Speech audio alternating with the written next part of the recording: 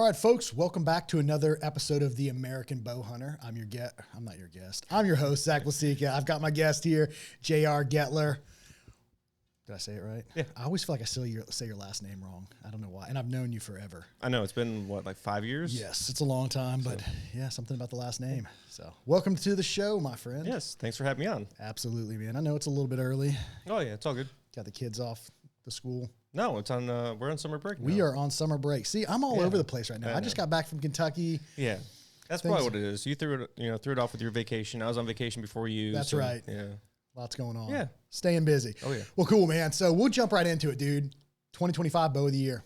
Yes. I mean. So Outdoor Life did their testing again. The article just dropped yesterday, and PSE won it again. So the Mach 33. Are you surprised? No. Me neither at all. So PSE is on a roll, right? So 2024 Bow of the Year with the Mach 30. 2025 Bow of the Year with the Mach 33. And honestly, it's no surprise. And Outdoor Life did a fantastic job when they do these bow reviews. I mean, it's stacked, right? So all of your top flagship bows are in it. They put them up against each other and they run through a series of tests. And they tell you whether you watch the video or read the article, they tell you they did not want to choose that bow. Yep. But I mean, it come down, it was just the best performing bow overall. So again, no surprise whatsoever, but the test was pretty in depth, right? Yes. So I've been reading the article from last night until this morning, even still. And yeah, they do a lot of testing with it. There's 3 different testers from what I've read, and they're doing like 50-yard groups with 6 shots or 6 groups. They also do a bunch of other testing, just general shooting, general feel, and it's phenomenal what they do. So I love it. Yeah, and it's over 2 days, so they put a lot of arrows through each of these bows. So it's not like it's a one and done, right? And they just shoot a bow and then they move on to the next. They spend a lot of time behind each of these different risers. And so looking at it, the bows that were covered, obviously the PSE Mach 33, the Elite Exalt 35, the Bowtech Virtue, the PSE Decree was also in there, the Dart and Sequel 33, the Prime Form 34, the Matthews Lift X 29.5, which I'm surprised they had the 29.5 and not the 33. Yeah, I was going to say the same thing. It seems like they had a little bit longer axle bows in this testing, so I figured they would have done the 33 on that one. Yeah, I was surprised there as well. And then they have the Elite Artis, is that how you say it? I believe so. And the Hoyt RX9 Ultra. So for the most part, it's long axle bows aside from the Lift X. Right. So kind of interesting. But when they set these bows up, every bow was set up exactly the same, right? Every bow was set at 60 pounds, 29.5-inch draw length. All bows were set up paper tuned. They shot them with Q80 rests, the HHA nitrix sights, and then they used the Easton 5.0 with an overall air weight of 395 grains. And like you said, they did a bunch of testing on them from the accuracy side, the draw cycle, speed tests. They went through features. They covered everything in these. And PSE, again, came out on top. Yep, king of the carbons. King of the carbon bows, man. And you know, PSE's carbon bows, I've been a big fan of them since, I mean, you too, right? The Levitate was that the first carbon you had from PSE? That was the first PSE I ever had too. And then the Mach 30 and now the Mach 33. And I was never a carbon guy prior to that, and the PSE bows kind of drew me in. And then since then, man, I've really enjoyed shooting them just because of how well they perform. And that's one of the things they talk about is like, you just can't miss with the bow. Yeah. It's so forgiving. So I have to attribute that to maybe the full draw stability system, which I know they covered that in there. They did, yeah. So that was one of the big things because the Mach 33 shot. So the Decree was had the best grouping, right? And then the Mach 33 was right behind that. So both PSE bows were at the top, performed the best when it came to grouping. So which is critical as a bow hunter. Yes. Yeah, very interesting.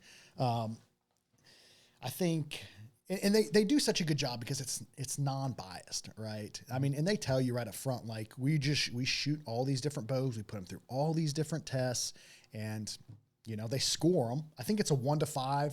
Yes, is the score for each of the different tests that they put them through, based off how they perform. And so PSE did not win as far as most innovative, right? Because last year, the Mach 31, and the only real change to the Mach 33 is that 3 inches of riser that was added. But they say in the video and in the article, they're like, Does it matter? You know, this bow just shoots. I mean, it's incredibly smooth from beginning to end. I mean, it just doesn't miss. Right, and I think that's where the industry's at this point. It's very hard to make an innovative riser.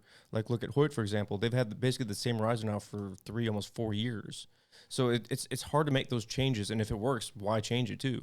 Exactly. That's one of the things. Everyone kind of expects year to year, what's the big change? And there can only be, like, at this point, incremental changes. I mean, and as far as performance goes, I'm curious as to how much better these bows can really get, because when you look at them as a whole, there's a lot of great options out there, right? They all perform really, really well. And, you know, what's next? The bow shoots faster. Yep. I mean, yeah, that's the only thing that can be coming next is the bow's going to shoot faster and easier to draw. So, you know, that's Hoyt's big stable too is, you know, pulling 80 pounds. Well, it doesn't even feel like 80 pounds to most people. So, I mean, if they can get that curve to go higher to get more speed out of it, but still pulling easier, you know, that's going to be the future, I think. Yeah. And so when we go back to it, we look at the performance testing, PSE scored the highest for draw cycle and back wall. So we've said it time and time again, right? That EC2 cam is tough to beat, right? Just the draw cycle on it is incredibly smooth from beginning to end. And I mean, you look at the higher poundage options, the EC2 cam just makes drawing a higher poundage bow incredibly easy. I mean, all my bows, I shoot them with the EC2 cams. I had the E2 cam on the Levitate. Yep. Is that what you had on yours? Yep. Mm-hmm. How did you feel about the E2 versus the EC2? After shooting it now, I wish I would have gotten an EC2 cam, but it wasn't available when I got my Levitate. It was the first gen. So I only had the E2. You only had the E2 or the S2 cam. Yeah. So what's your thoughts on that? Why did you like the EC2 better? It's just easier to draw. It's a little bit more comfortable. So like I still have my Levitate, and I was setting it up a couple weeks ago with new strings on it, and like, man, I don't miss this E2 cam at all. Yeah, but you do get a little bit more speed out of that. Yeah. Generally anywhere from 5 to 10 feet per second almost. Which for someone like you have a 30-inch draw length. You really don't need it. It's not critical anymore. Yeah, I agree. So did we go over the specs of the Mach 33? I don't think we have yet. Okay, so let's just cover the specs of this bow. So the Mach 33, it's been the talk. I mean, even before Outdoor Life did this, right? The Mach 33 has probably been one of the most requested bows that we've seen. And when you look at it, it's the 33s that we've carried, that we've shoot, are the EC2 cams. So you got a draw length range of 25.5 to 31 inches. Those on a rotating mod, so it's nice when it comes to changing draw length and everything. It's very, very easy. There's no specific mods, and you still get good speeds out of the bow pretty much anywhere you set that draw length mod. It's obviously a 33-inch axle-to-axle bow. You got a brace height of 6 5/8, and you get let-off options from 80 to 90%, which is cool. So you can change the let-off to whatever you want without changing mods or anything like that. It's very easy to do. And then you've got an overall weight, and this is with the Q80 that they weighed it with at 4.2 pounds. So incredibly light, just well-performing bow. Yes. I don't know if they cover that in the article at all. I didn't see it anywhere, but I don't know what let-offs they had all the bows set at. That is a good question. I'm not sure either. Yeah, I never saw that anywhere in the article. I'm going to assume 85%. I'm guessing so too, but I mean, they might run it right from the factory as well, so which could be 90. Yeah. Which for me, I'm just not a 90% kind of guy. Yeah. And I'm even thinking about going back to like 85% or 80%, going to that, because I typically shoot my bows on 85. Mm-hmm. What do you shoot yours at? Well, I've got the X-Lite 32, and that's only 80%. Okay. That's the only cam option for that. And I've actually enjoyed it more. So, I mean, with that, you're having a little bit more back tension, and you're having a little bit more string pressure, so that can actually make you a little bit more accurate. That's why most of your target bows are anywhere from 60 to 80%. 60 is...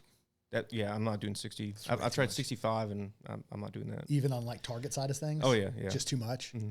Yeah, I think I'm going to go back and mess with the 80% a little bit more, just to keep me a little bit more honest. Mm-hmm. But yeah, 90%, man. Whew. Yeah, I mean, you're going to get the more speed out of it, but... I mean, but we did a bunch of testing on that, and the speed difference really is not anything to write home about. Yeah, it was only a couple feet, I think. But the thing about it is when you run the bow at like 90%, letting the bow down is just that much more difficult. It is. But you can relax more. So, you know, you're holding less weight on the back half. So someone that's looking to, you know, if they're at full draw longer, technically, yes, it's a little bit easier, but letting that bow down, man, it's tough. Yeah, it'd be more ideal for guys that are going to be, more spot and stalk. So if you're gonna have to draw it earlier and hold for longer, I mean, it will be more ideal for that situation. Yeah, you see me let that bow down, it's like wham. Yeah, yeah, it's very uncomfortable. It is. I've never been good at letting it down smoothly at 90%. Well, that's good. You're not a letdown. Facts. Yeah. All right. So you've got a bunch of experience with the PSE bows, right? So in your experience, when we talk about forgiveness of a bow, especially for bow hunters, how important is it to you when choosing a bow? That's very crucial. I think that's one of my biggest factors is the feel of the bow and shootability, and just all those come into play with everything. And I think that is one of the biggest things to think about.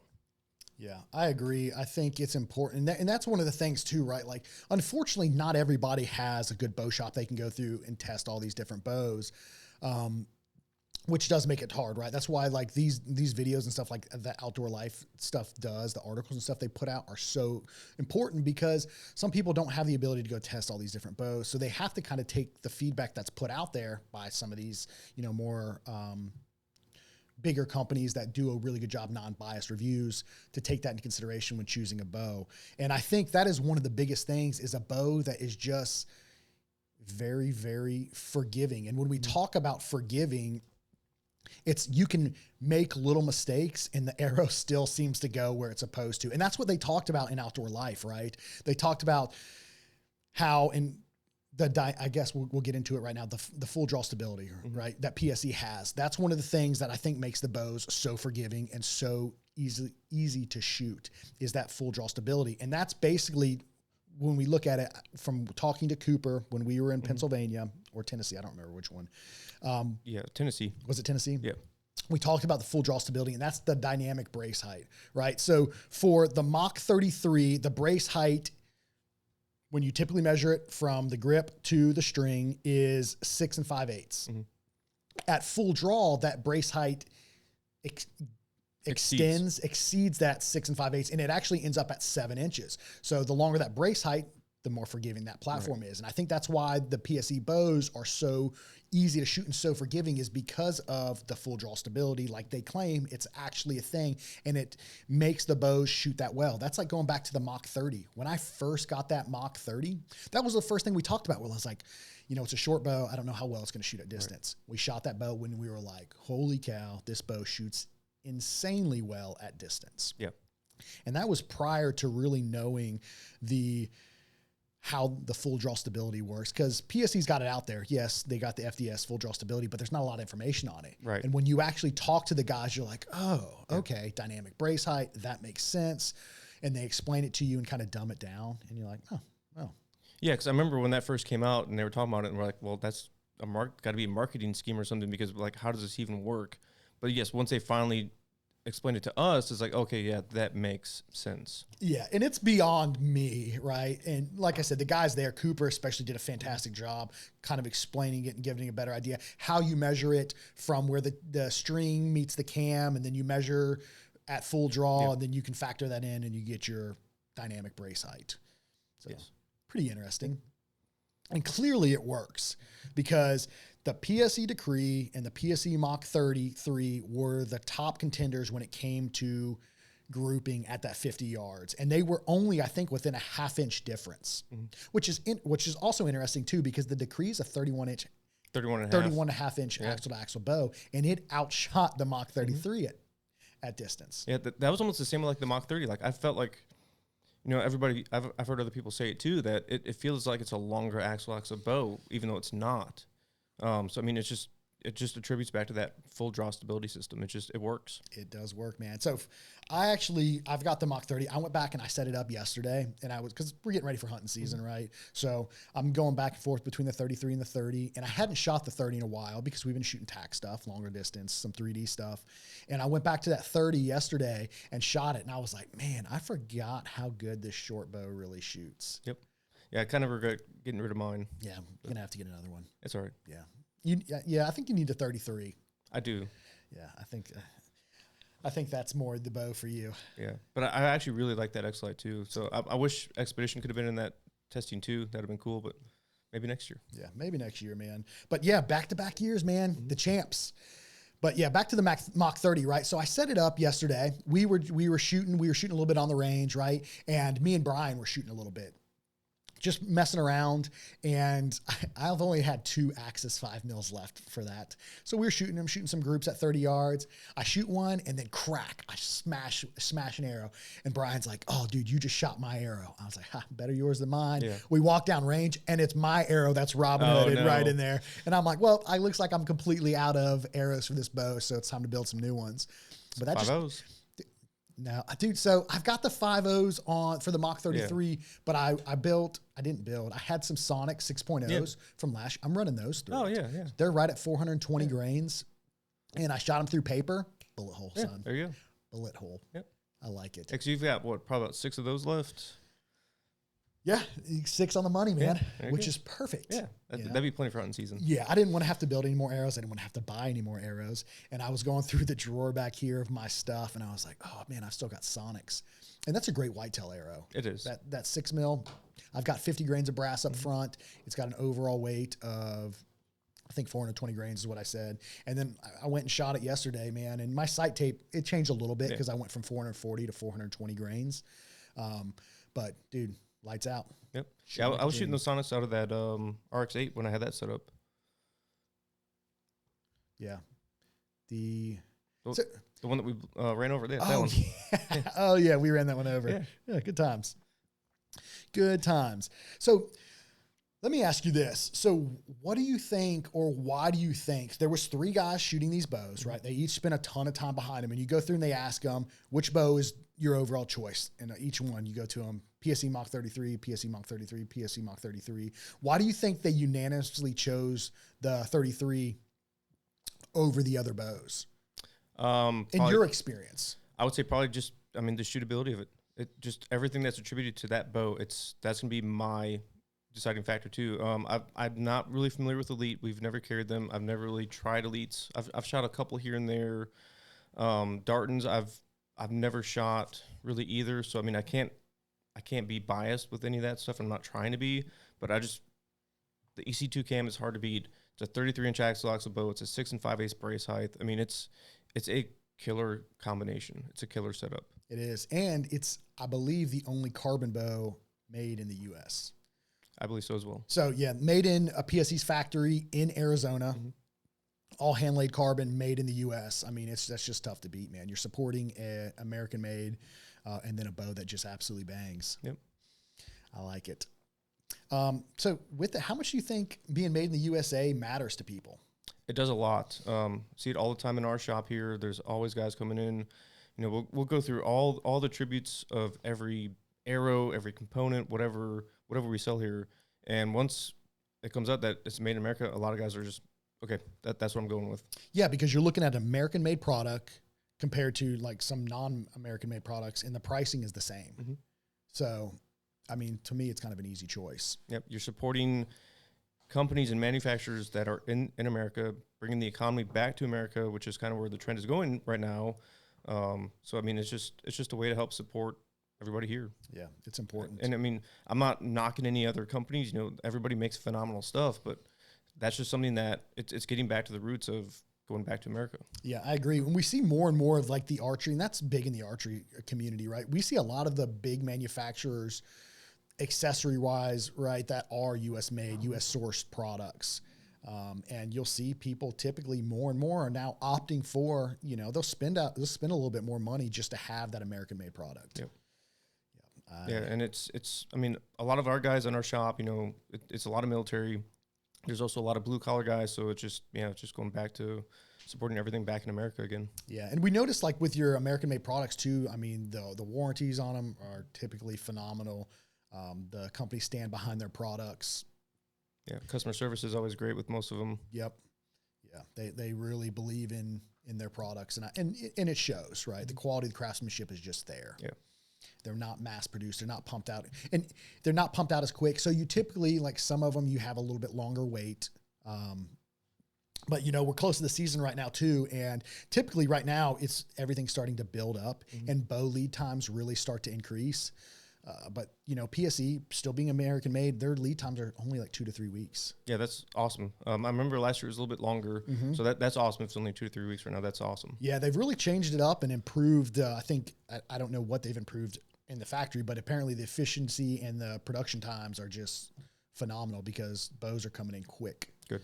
So, but I would encourage you, if you're looking at getting a new bow or special ordering one, get on it sooner than later. Yes. Same thing with strings right now, man.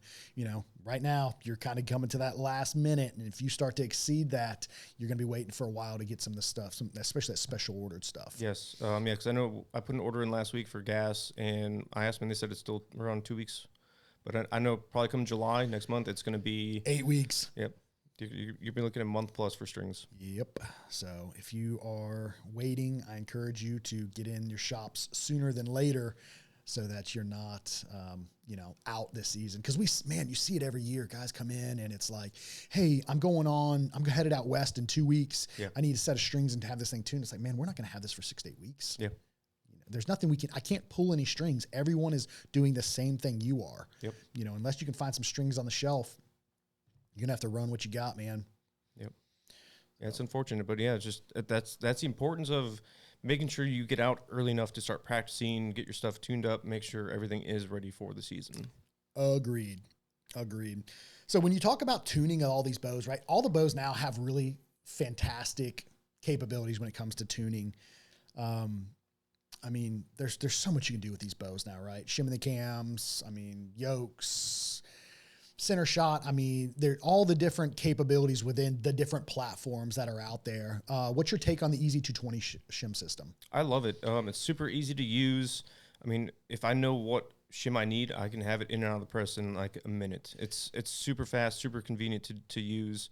Haven't seen any problems with them either because they are composite material, so I've not seen any issues with them breaking or having any issues with them falling out. So it's been around for 3 years, I think, for the Easy 220. So it seems like a proven system already. I agree. We have not, you're right. We haven't seen one issue with them whatsoever. And that was kind of my concern whenever we first were introduced to them. Like, it is that composite plastic material.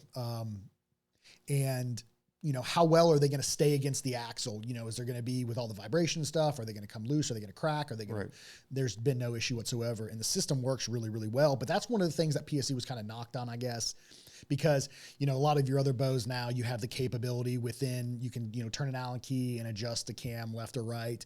But once you set up a bow and tune a bow, there's not a lot of tinkering you have, especially as a bow hunter, right? The last thing I want is something that could potentially come loose or move or shift. So I like the Easy 220 shim system personally. Like you said, you can put it in a press. It's very fast. It's very easy. And as long as you know what shims you need, and you can literally testing them, you chasing a right tear, move that cam over, incredibly quick. The little tool makes it easy. Pops in, they're secure. Yep. Let the bow back down. Yeah, it's been an awesome system. Very easy to tune. Very, very easy to tune. It's funny though, because I think that from the factory they come with a 100 120. They do. Mm-hmm. It seems like nobody runs the 100 120 except Taryn here. Yeah, very, very seldom do I see a 100 120 or our stock shim system. Yeah, I think I've got an 80 140. 80 140 in both of my bows. I think I was in an 80 140 when I had my Mach 30. Yeah. Yeah, it seems like that's the 8140 seems to be the most common because, when you look at the tuning room, we got bags of the actual 220 shims and we got tons of the 100s, 120s. They seem like they come out of all the bows, and the 8140s typically go in majority of them for most people. Yeah, and that's just like with Hoyt too. Like most times we're not running the standard shim. We're having to go to either the black or occasionally we've had to use the red ones. So the super thick and super thin. I forget what the thicknesses are on those. Yeah, I'm not sure off the top of my head either. So Mach 33, it's a longer axle-to-axle bow, right? But it's not overly big. Some of these little bit longer 33, 34-inch bows, they seem bigger than what they are. The Mach 33, to me, it's not a overly big bow. The 35, on the other hand, that's a lot of bow, man. It is. That's a whole lot of bow. It's too much bow for me. But as far as this, the 33, you think it's good whitetail bow? Oh yeah, 100%. Western bow. It's a great all-around bow for anything, in my opinion. You can use it in a tree stand. You can use it in a ground blind if you need to. It'd be great for spot and stalk. It'd be great for out west. You know, it's a do-all bow, really, in my opinion. Yeah, I agree. I think and one of the things they talk about too is if you have an unlimited budget, right? Because it is a Carmen bow, it is a premium price. You get what you pay for with it. I think I lost my train of thought. Okay, well, I don't know where I was going with that. That's right. It's a premium price. It's a quality bow, but I mean, if you're looking for a new bow, it's a great do-all bow. And I think if I had just one bow, the 32 to 33 inch axle to axle bow to me is that sweet spot. That's where I was going with this, JR. There you go. Yeah, I'm back on track. Haven't had enough coffee this morning. Yeah. I think for me, I like if I only had one option as far as overall ATA length goes, because we shoot tack events, we shoot 3D for the stuff that we do, and then we hunt. I think that 32 to 33 inch is kind of that sweet spot, just because one, that little bit longer ATA, I'm a little bit more accurate with it. It's a little bit stable platform. It's typically a little bit more forgiving. The brace height is a little bit longer, just easier to shoot. Yes, 100% agree as well, and that's where I lean towards as well. Is anywhere from a 32 to a 34. Most times, like the last few years, I've been shooting a 33 inch axle bow, and that's what I feel most comfortable with. And I mean, I'm a little bit longer of a draw length too, so that does also help me with that too. I was going to say, because you're a little bit longer than me. I'm 28 and a half inches, and still, like, I like the string angle better on that little bit longer platform than I do the shorter one. And it's not terrible at 30. I won't go below a 30-inch bow. Yeah. I don't know how some of these guys are shooting those 27s. 28s. 28s. Yeah. I mean, that's way too short for me. Too steep. Even on the Mach 30, you know, I shot that last year. It wasn't terrible on the string angle, but I could still do it. You have to duck your head kind of into the string. A little bit. Yeah, I did a little bit. So one of the things I noticed yesterday, I was playing, because I went to shooting that Mach 33 and I went back to the Mach 30 yesterday, playing with it again. I noticed once I got my posture and everything was a little bit better on that 33, and going back to that 30, I carried that over, and I've actually been able to move my peep up a little bit higher on the 30, which is good. Yeah. So I can get more distance out of that bow. Yeah, and that's great with that. The only thing I would say is if you're mainly focused with just bow hunting with that, I would just try to make sure it is not too high. Too high. Because that can throw you off then too, especially if you're going to be doing a lot of downward shots in a saddle or something like that. That could throw it off too. That's something that a lot of people don't think about too. Is, you know, if that peep height is too high or too low, that can actually have you missing up and down really easy. So that's something to always consider with. Yeah, that's why it's so important when you go to a pro shop who's going to set you up correctly and take the time and fit you for that bow that you're getting built. Mm-hmm. Because it is easy, right? There's a lot of things you can play with. There's a lot of variables that can really change the output of the bow, right? From draw length, the tune of the bow, peep height, all of it. Even how you're holding your release. If you start messing with your finger placement, that can throw off your anchor point or your draw length. Even your bow hand, if you're changing your wrist angle, that can throw it off too. So it's always stuff to try and keep in mind. That's why I always harp that it's important to get out there and get the time behind your bow to get comfortable with your equipment. I'd agree. I think that's the biggest takeaway for most is just no matter what bow you go with. I mean, because not everybody can spend premium price on a bow, right? It doesn't mean you're going to be more or less effective in the field with a more of an entry level or mid price point bow. The bow is still very capable. It's the individual behind the bow itself that needs to spend the time and put the effort into shooting the bow and becoming proficient with their equipment so they can be consistent and accurate whenever they're out in the field. Because the last thing you want to do is wound an animal or have a bad shot because it wasn't faulty equipment. It was the individual behind the bow. They just didn't spend enough time, and it was ultimately their fault. Yeah, and that's like with anything, going from golf to any recreational sport that you do. It's always, I feel, important to go out there and, if anything, spend some money on lessons. Go to a pro shop that offers lessons. Go there and actually take the time to get more proficient with your equipment. Yeah, I agree. Whenever it comes to like you picking out a bow too, like what feature wise is important to you? Feature wise, it's kind of a hard question to answer. I mean, I honestly look for something that obviously looks good. I want it to be appealing because, I mean, if it doesn't look good to your eyes, you're not going to want to shoot it anyway. So, I mean, that's number one. It's got to look good. And then I look for something that's going to be comfortable in the draw length, or I'm sorry, not draw length, draw weight, or cam cycle. You know, I just want something that's gonna be a comfortable shooting bow, but I still want something that's gonna put out decent speeds. I'm not somebody that chases speeds, but I like to be in the 280s with a decently heavy arrow, and that's what I kind of go for. Yeah, I agree. I think for me, some of the things that I look for is one, the grip. And that's one of the things about the PSE Mach 33 that they talked about is you can't really do anything with the grip. The grip is what it is. There aren't really even any aftermarket grips that you can attach to it anymore that I'm aware of. There is one company that's making one. I can't remember the name of it, but there is one company that's making an aftermarket grip for it. Yeah.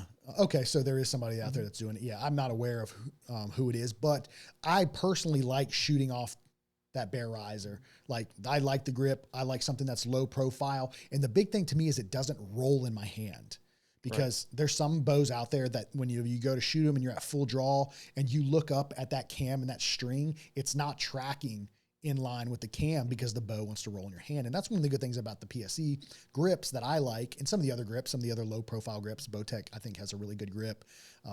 The Expedition X-Lite series has good grips as well, but something that I can repeatedly index and grip so that it's one, not rolling. And you know, it's just, again, it's very repeatable, very easy to index that grip without, you know, feeling like I'm having to kind of chase that sweet spot. It feels natural. Right. And it's kind of weird, honestly, because the PSE grips are a little bit narrow and they are kind of rounded, but it doesn't really want to roll. Doesn't roll at all. Which is odd. But, so something more with the engineering side of PSE that they've knocked out. They've got some secret sauce going on in there. They've done a good job with it. But some of the other features, as far as bows go now, you look at majority of the bows have all the same features at this point, right? We're looking at Picatinny mounted options, or you've got a different proprietary integration system for a sight. All of them have the integrated rest option for that IMS rest, so you can get everything nice and low profile and flush. And then quiver options, right? That's another big one.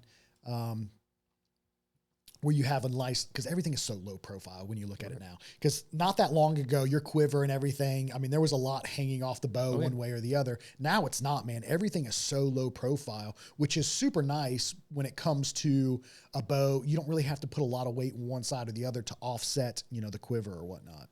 Right. Yeah, like going to like adding a back bar on to offset that, which I did that when I had a VXR a couple years ago, but yeah, everything's just getting more streamlined and tighter to the bows, which it's just going to make it hopefully a lot easier for people to shoot the bows. Which, as a bow hunter, I want the least amount of stuff on my bow as possible, and still be able to shoot as accurately and proficiently as I can. Right. So I don't want to have to run a back bar on a hunting rig, especially here in Eastern North Carolina. You know, it's so thick. I mean, it's just one more thing to grab onto. But there is something kind of cool that I did add to my bow. You added it to your bow as well. It's that new Archery, the SOS Hunter Elite system, yes, which is pretty unique. It's a mass tune dampener, yep, which it doesn't replace your stabilizers, but it acts as a I don't even know how to explain. Counterbalance almost. That absorbs the vibration. And one of the things that I noticed with me is with the little bit of weight on the right side from the quiver, when I put it on there, I don't need to run a back bar. It offsets that weight just enough, but it also helps me settle on target a little bit faster. My pin settles a little bit quicker. Yeah, so it's a new system that just came out a couple months ago. They had the target side that came out. Now they have the Hunter series.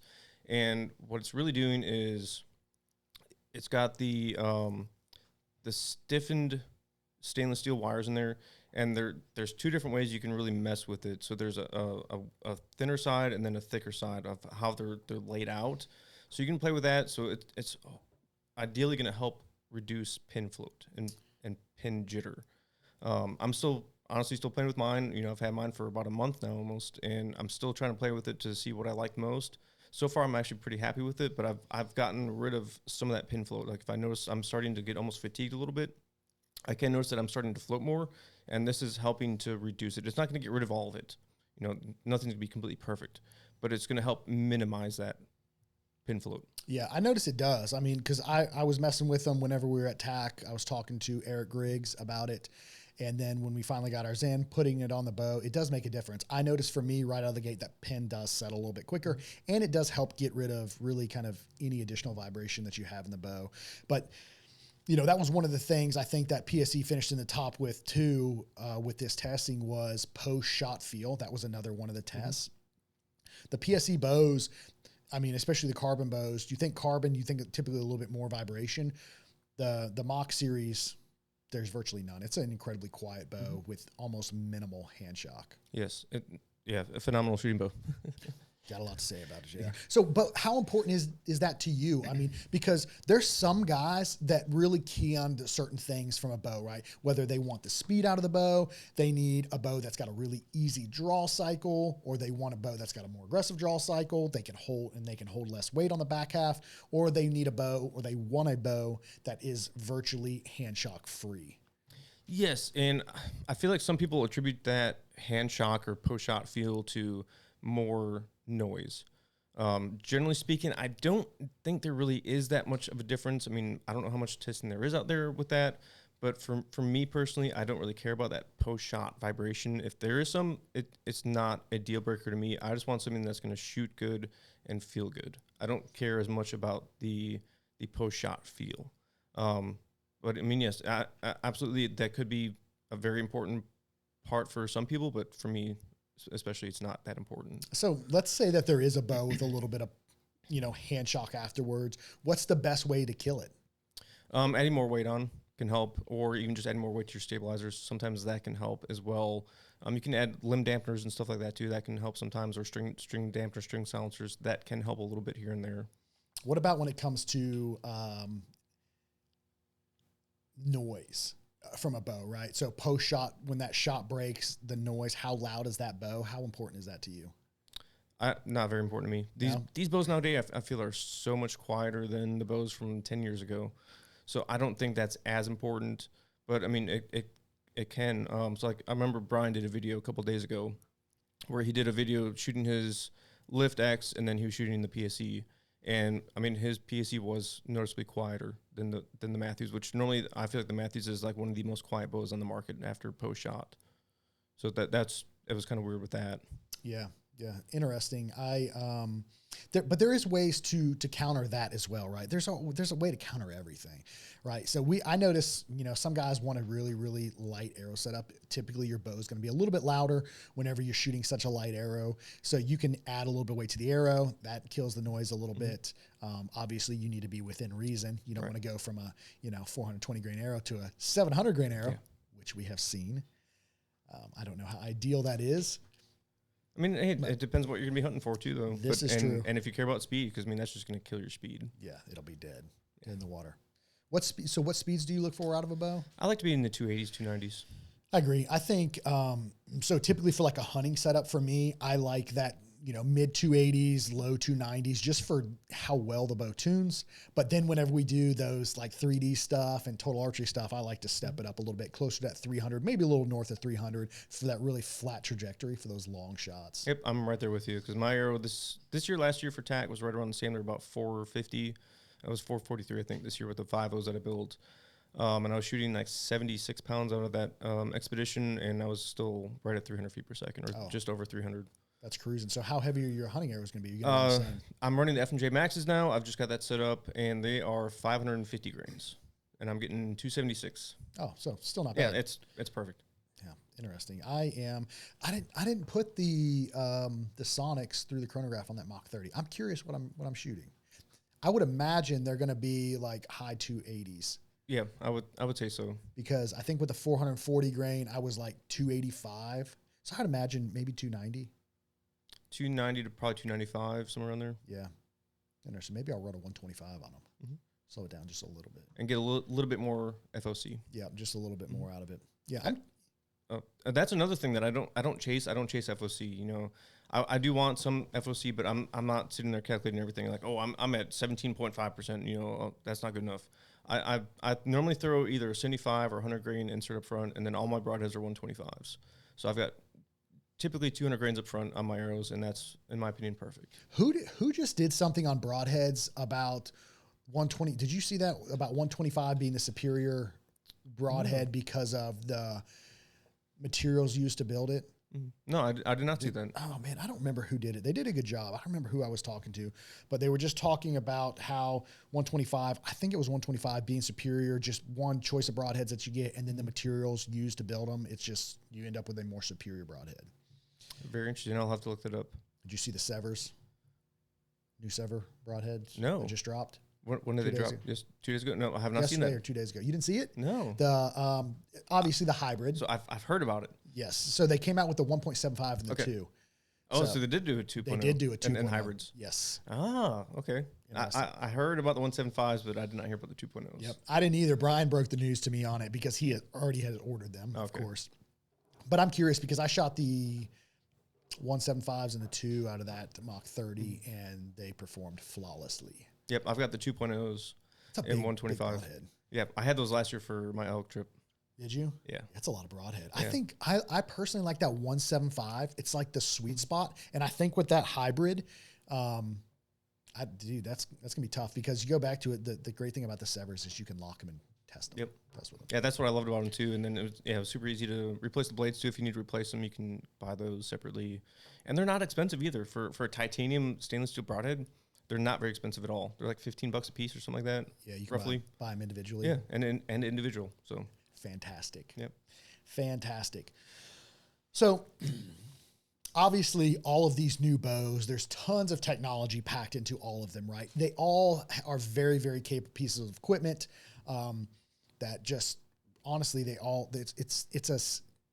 when it comes to choosing a flagship compound bow, it's almost overwhelming because there's so many great options out there, right? So many features, so much technology, so much capability. You can tune any of these bows to do and perform exactly like you want, which is almost overwhelming when it comes to buying a bow, right? 100%. There's a lot of things to consider. But as far as innovation and technology advancement, do you think shootability is being overlooked in the race towards innovation? Like people are overlooking that and focusing more on additional features and add-ons? 100%. It's just something more that's going to catch your attention and catch your mind to, and be like, oh, that's really cool. I want to shoot that just because of that. Like, for example, the Prime Form. Like, that is the most innovative bow, in my opinion, in the last decade. Just with the looks of it, where they're introducing carbon with aluminum. There's no other bow like that. So I think that's something that could draw people. And I mean, that's another honestly great shooting bow, in my opinion. The Core Cam is another very smooth and great shooting bow, great shooting cam. Yeah, but do you think so? Because of everyone's trying to stand out, right? You've got to stand out. But with this testing that they did, it kind of brought that to light because obviously the most important thing is how well a bow performs, and especially performs under pressure, right? The bow needs to be a very easy bow to shoot. And some of these, you gain one way, whether it's a feature or it's a little bit of speed, but then you lose out on the ultimate goal, a good group at distance. I mean, what are your thoughts? Do you think that's because we've advanced so far that is one of the things that is overlooked is, people are looking for more flashy than they are maybe capability? Yeah, I could definitely agree with you on that. I don't know if that's true or not, but because I mean, most times when people come to try out bows, we're asking them, how does the bow feel? Right. And that's my biggest thing with them is how does the bow feel? That's always my first question. It's kind of hard. And so this is one of the things too, right? It's kind of hard to get the actual feel of the bow by shooting a bow bear riser into a bale at 10 yards. Right. Right. You can't really get the overall feel and performance of the bow until you really kind of step it out and spend some time behind it. And again, going back to Outdoor Life, that's where they did such a good job with this because they put it through the ringer with so many different arrows, through so many different bows. They were able to form a true opinion on how the bows actually performed. Yeah. Yeah, it is really hard to do until you get the time behind the bow. And that was weird. And that was something that I brought up a couple of years ago, or maybe it was last year or something. I was saying I'd like to do more testing with these bows and try to do them more at distance and just to see how they felt for our videos and stuff. It's just so hard to do. It is hard to do, man. Yeah. Like to go out there, set them all up, take the time to do it. One, the bows, the shop has to buy the bows, and then from there it's a used bow. So it is a little bit difficult, but I think you make a really valid point with that as far as being able to put out true, really good data. This is where Outdoor Life kind of brings that to light, is actually going out there and testing it a little bit deeper versus just the initial interaction that you have when you walk in a shop, shoot it a couple times. It's like, wow, it feels good, but how does it aim? How does it hold? How does it perform at distance? You know, how do you perform, honestly, at maybe angles and stuff like that with the bow? Yeah, it's a very hard thing to attribute. I agree. What do you think about, so this is always a hot topic, and not necessarily, it's not a requirement by any means, but when we talk about the higher poundage bows, right, 75, 80 pounds, what are your thoughts on those currently? If you can do them, why not? It's going to help you get more speed, hopefully more penetration. So like I said, if you can do it, absolutely, by all means. I love an 80-pound bow, and I'll shoot one as long as I can. So I think, too, with the advancement in the technology that these manufacturers are putting into the bow, with the cams that they've created, with the draw cycles, with how smooth the bows, we see more people gravitating to these higher poundage bows just because they're so manageable, right? There's a lot of people that live in, I want to say the past, that are like, you don't need an 80-pound bow to kill anything, and by all means, understood, you absolutely don't. But if you have the ability to, it's not like you're overexerting yourself. Yes, if you can't draw the bow, you definitely don't need to shoot it. But if you can draw that bow repeatedly in awkward positions and have no issues, you don't do it in an awkward manner where you're really putting this bow in a weird position to get it back.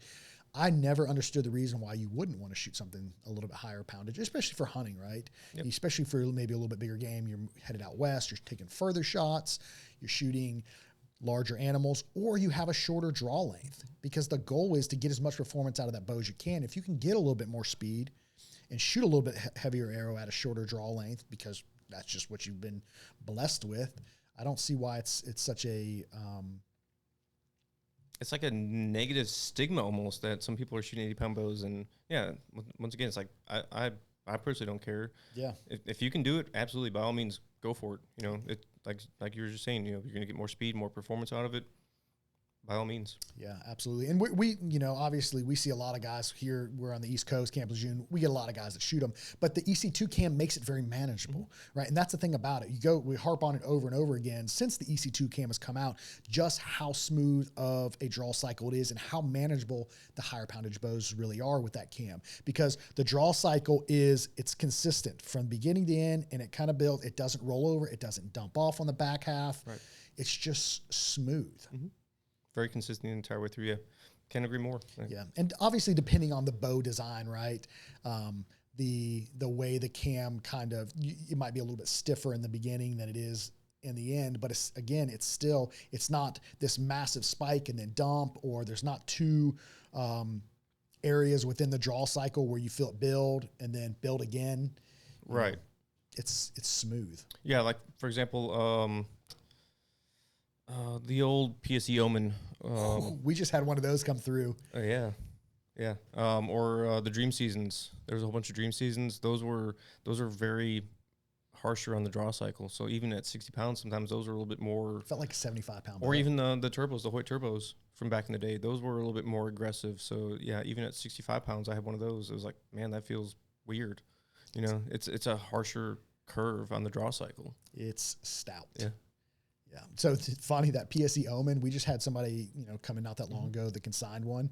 That bow was ridiculously fast, but it had a brace height of like 5 inches. Yes, very short. So talk about a hard to shoot bow. But the thing about it was I don't know how old that bow is now.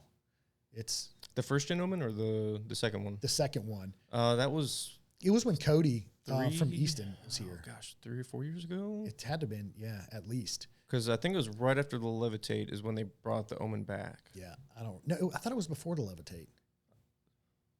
I don't remember. Either way, it was right around there. It was an incredibly, that bow was a smoke show, man, and it was stout too. I don't remember what cam it had on it. That had the E2 or the S2. Did it? Yeah, I believe. And then Yeah, the speeds were like 354 or something like that. Was the Avio on it or something like that? And dude, you could every bit of that speed you could get out of that bow too. But it had such a short brace height. But it was a longer bow. I think it was a 33-inch ATA. Yes, I believe so. Yeah, 33.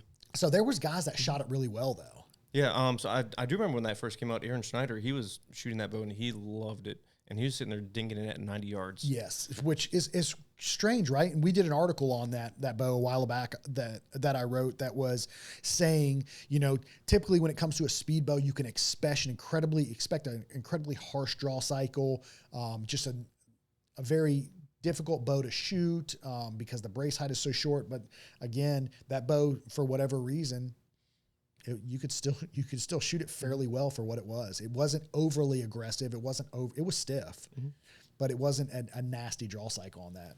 Yeah, the only thing I didn't like with that super short brace height is if you're running longer vanes, like it's gonna be in your rest. Yeah. So you had to be careful with that, or you'd have to move your vanes back a little bit further. That's right. I didn't think about that. Yeah.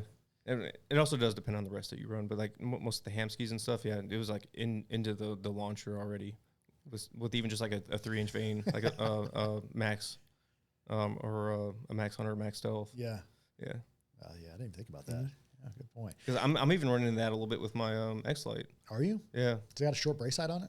It's 6-inch or 6 1/4, but it's just where my rest is. It's sitting like right there on my veins almost. Oh, okay. Yeah. Are you running ham skis on all your bows? Yes. Yeah, me too. I like the Epsilons. I like that integrates to the rear of the riser on the bows. I do love that on the PSEs. It's how they have the option to be able to add that core mount right to the back of the riser. I've noticed more companies are starting to do that. Like Darton has it, and Elite has that as well now. They have the core mounting options.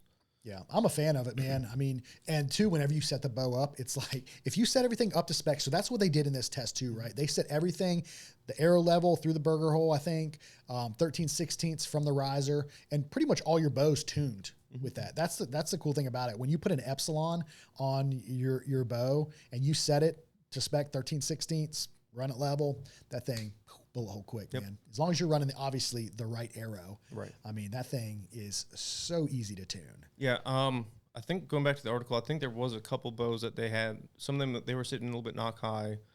And I remember one of them, the QAD wouldn't go far enough, so they weren't quite at 13/16. Some of them were not 13/16. I forget because they're actually using the actual correct fraction form, like they were doing like 23, 30 seconds or something like that. So that's what they had the fraction form on some of them. Okay. But yeah, that pretty much equates to like 13/16. Dude, I run everything 13/16. This is my starting point. That's what I do. Yeah. And it tends to work really well with all the current bows. Yeah. Also, they ran the HHA Nitrix on those too. What do you think of that sight? I love it. I do too. I mean, there's so many sight companies out, so many good options, especially for this year. But it's another phenomenal sight. Super easy to use. I do actually really enjoy that sight a lot. I agree. So if you're new to getting into archery, now's the time to do it because there's infinite amount of options to get into the game. Anyway, from entry level, mid price point, all the way to your high end flagship stuff. There's so many great options by so many different manufacturers. I mean, there's never been a better time to get into the archery game. 100%. Yeah, there's endless possibilities of what you can get out there right now. Yeah, I agree. So, in your opinion, how does the Mach 33, how does it stack up to the competitors? So obviously the Lift X is an incredibly popular bow, the Hoyt RX9, their Carbon series, and the Bowtech Virtue, kind of those three. What's your opinion on the Mach 33 versus some of those? Ooh. Whew, that's a loaded tough question. One. Yeah, that's very tough. I mean, they're all great bows. I do love the Lift. I had the Lift last year. I really want to Lift X just because of the new tunability. It's super easy to tune. They're all neck and neck. It'd be so hard to gauge that. Like if I were on that panel, it'd be hard to make that decision. I don't really know how to answer that question. Like They all have something unique about them. They do, yeah. They do. And that's the thing about the bows now, right? They all offer something special or unique that gravitates people towards them. Whether it is the look, it's the feel, it's the draw cycle, it's the features. There's a lot of things to consider. You know, one of the things that that they did in the testing when they show the draw cycle curve of these different bows is in the Lift X, that cam, there was 2 humps in it, right? One in the beginning, and then one on the back half before it rolls over. So that was one of the complaints about the Lift X. Really? It was, yeah. So if you watch the video, PJ Riley does a really good job kind of going through everything. And that was one of the complaints about the Lift X was the draw cycle with that cam. And I think we've kind of seen that too with the Lift versus the Lift X. Same thing with the RX-8 versus the RX-9. Mm-hmm. People seem to have liked the previous model's draw cycle a little bit better. So I haven't really noticed that with the Lift. I felt like that was a very smooth draw cycle. Every time I've shot it, it's felt very smooth the entire way through. So that's kind of weird. I don't know if they showed it in the video because I don't think they talk about in the article. What are they using? It's in the video. Okay, what are they using to get that draw curve? Are they using a hooter shooter? No, so they're just drawing the bow from what I show. So it shows PJ Riley drawing each of the bows, and he draws the bow very, very smooth, and you see it build, and then it builds again on the back half, and then it dumps off. Gotcha. Okay, I'll have to watch the video then because I've not seen the video yet. But I do know that I have had lots of customers also state that they don't like the draw cycle on the Lift, or they'll say they don't like it on the Hoyts. And one thing that I've always, I mean, it's been around for a long time with Matthews especially, is their valley is a little bit shorter. That was one of the points that they made. The valley is very short on the Matthews bow. So if you let up on that bow, it's ready to run. Right. But that's also, I think, what's giving them a little bit more of that speed. So yeah, you gotta be a little bit more consistent with your draw cycle and your back wall on the Matthews, but that's, I think, been a known statement for quite some time now. I feel like I'm talking to PJ Riley right now because you basically just repeated what he said in the video. Yeah, that was what he said, right? So you got to sacrifice something typically when it comes to speed. So the PSE Mach 33 was not the fastest bow, but the Lift X 29.5, obviously shorter bow and everything, it was a little bit faster by like 7 feet per second. But that's what they said is you sacrifice that draw cycle a little bit in order to gain that speed. So you've got to give up something somewhere. Right. So, and that's kind of the thing, you know, I think the EC2 cam is that happy medium. Honestly, you get really good speeds out of it for what it is, especially at the shorter draw lengths like me, 28.5 inches. But it's very consistent, smooth, and it's very easy to shoot at a higher poundage. It is, yeah. So, I mean, yeah, like going for cams, you know, the HPX Exact, the Gen 4 cam, that's an awesome cam too. Yep. It's a good performing cam, and I love the 1/4-inch draw length adjustments. So agreed. That's a great feature right there. I mean, the Lift with the switch weight cam, that's another phenomenal shooting cam. But yeah, the EC2 cam is, in my opinion, the smoothest cam out there. Besides, I'd say the Core cam from Prime. Those are probably the 2 smoothest cams that I can think of. Yeah, I would agree. The Bowtech cam is also incredibly smooth on comfort. Yes. I did notice on the Virtue, though, it felt a little bit different of a draw curve than on like the Provens or the Solution LS or... Did it dump off more for you? It did. Yes. Yeah, I noticed that.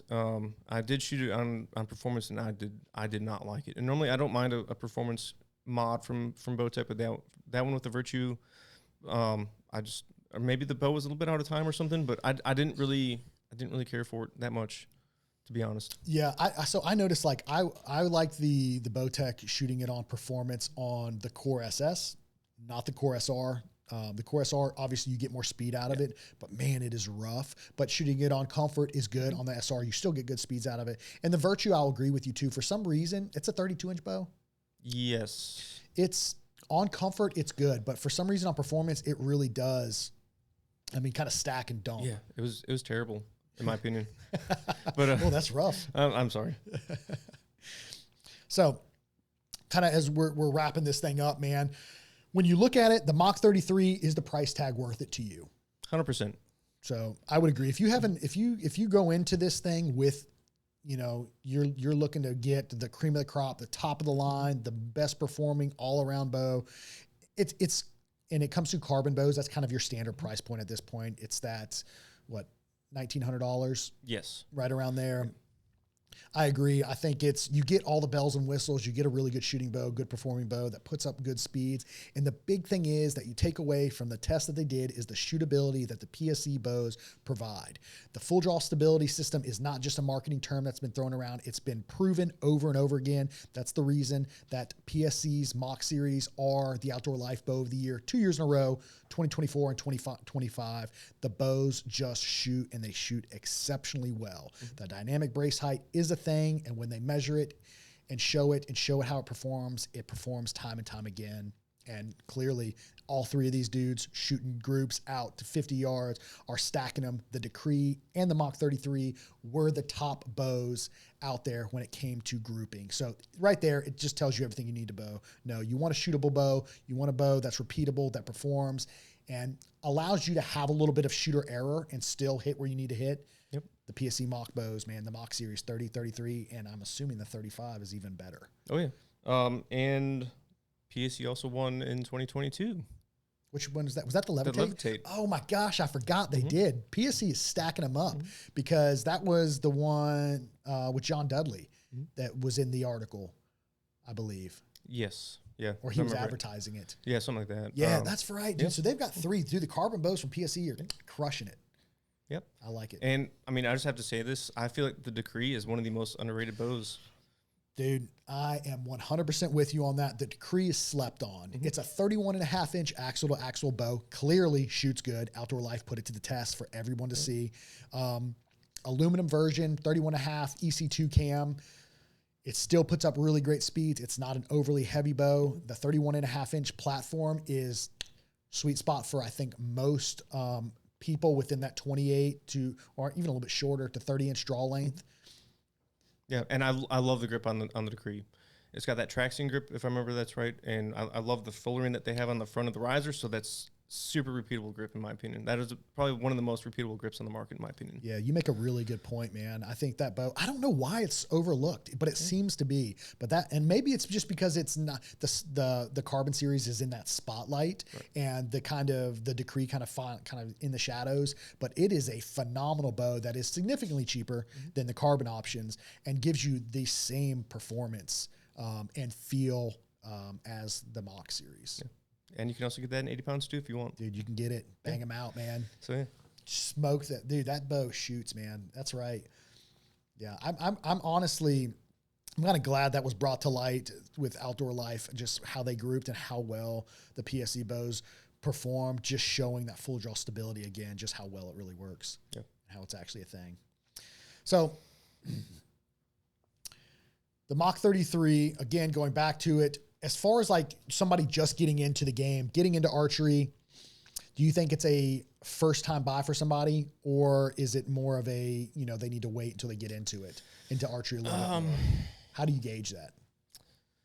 So that is another really difficult question. There's a couple ways I look at it, but I'll let you go first. So, I mean, I feel like if it's something that you feel like you're going to get passionate about, you want to get into it, 100% I agree, go for it, or you could always go for something a little bit cheaper like the Decree, you could do that. But I am a very big proponent of, if you want to buy something that's going to last you, that's what you're looking for, it's going to be an investment, I would buy once, cry once. That's just my 2 cents. Okay, our 2 cents are the same sense. Yeah, I'm a big believer of, and that's how I approach my hobbies, right? I mean, ask Joey, I'm buying cameras at the same rate he is, and I don't even know how to use them as good. But, anything I get into, I'm a believer in you get what you pay for, from rifles to archery equipment, from the stands you use to climb, to the accessories that you outfit your bow with. I'm a big believer in you get what you pay for. I take a buy once, cry once approach, especially if I know this is something that I'm going to be invested in long term. And I think if you're somebody coming into this sport and you have experience in the past with really getting into something hot and heavy, I don't think there's any reason not to go with the Mach Series 30 or 33. You just get top of the line equipment. You're going to have a bow that lasts. You get a bow that's American made, a bow that shoots really well, is very easy to shoot. And you just get all the top features out of it. And it's not like those features are going to be irrelevant in a year. You could hold on to this bow for years to come, and it's still going to perform and be a very, very capable piece of equipment. Yep. It'll last you a lifetime as long as you take care of it. If you take care of the bows, replace the strings every 2 years, Make sure you bring the bow in at least once a year to be, tuned. Dude, the bow will last a lifetime. 100%. Yeah. And I mean, PSE still makes a lot of parts for a lot of their older bows too. I mean, you probably won't get anything that's more than probably 11 or 12 years old, but I mean, you're still gonna be able to get parts for most of that stuff. Yeah, I think 5 years out of a bow is realistic, for most people. Not everybody needs to buy a new bow every year. You can buy one bow, have it last 3 to 5 years, even longer for some people. Shoot the bow, get good with that bow, and then, eventually you're going to want to get a new bow eventually anyways if you're into this thing. Oh yeah. We see it time and time again. Archery is consuming. It is. It's very addictive too. It is very addictive. Year-round 365 for us. Absolutely. And I mean, that's most places. Most places you can still shoot, every day. So get out there, shoot your bow. I mean, and there's so much things to do now, right? Across the nation. TAC runs the entire off season. You've got Total Archery Challenge across the country. I mean, you've got obviously your hunting season, September through some places February, March, whether it's whitetail, it's elk, mule deer, and then you roll into turkey season. I mean, there's no excuse not to be shooting a bow. So if you're going to buy one and you're into it, you might as well buy the best.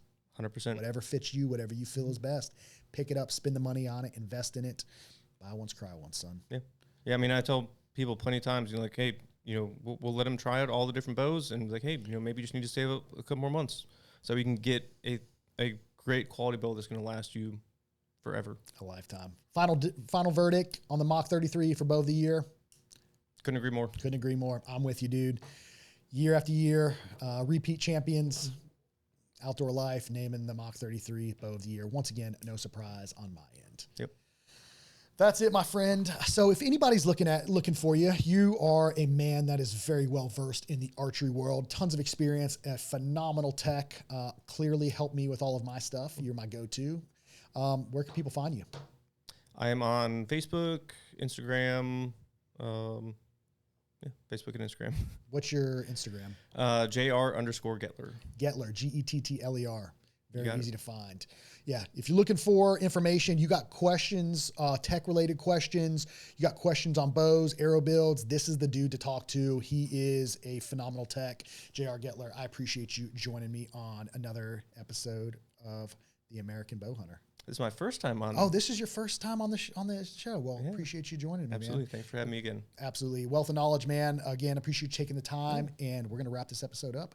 So, guys, drop some comments. Let us know your thoughts on the Outdoor Life's 2025 Bow of the Year, the PSE Mach 33. Let us know what you think. Drop some comments. Give us some comments on some future guests you'd like to see on the show. And, that's it. That's a wrap. Another episode of the American Bowhunter. See you guys in the next episode.